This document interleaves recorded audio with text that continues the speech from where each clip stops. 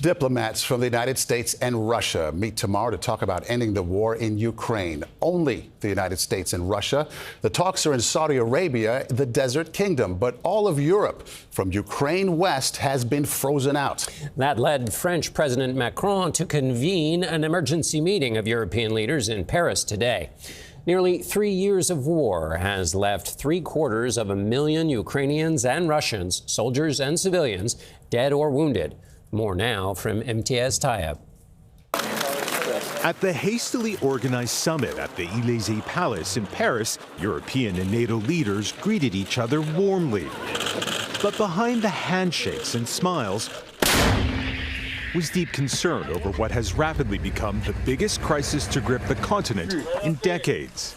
UK Prime Minister Keir Starmer.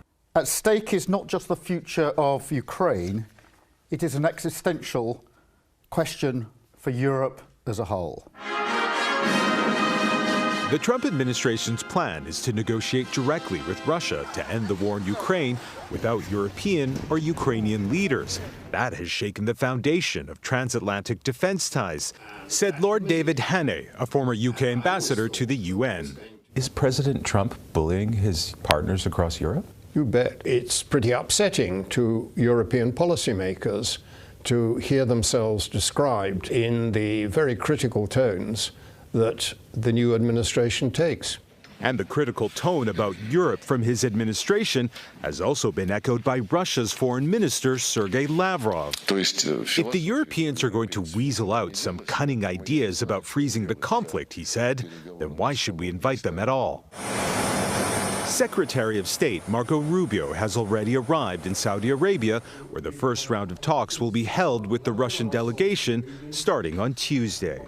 Is America now an unreliable ally?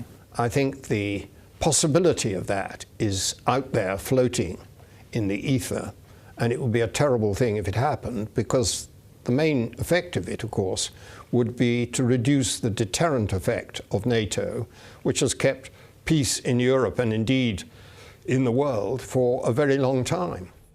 And Imtiaz Tyab joins us now from London. Imtiaz, in the first Trump administration, this kind of talk had the Europeans feeling insulted. How are they taking it this time around? Well, there's definitely that feeling of insult, but there's also a growing sense of isolation from the U.S. Remember, we're talking about nearly 80 years of transatlantic defense cooperation that's changing right before our eyes. But what we're also seeing is something that has haunted Europe throughout its past, and that's a potential at a lack of unity. Take Britain.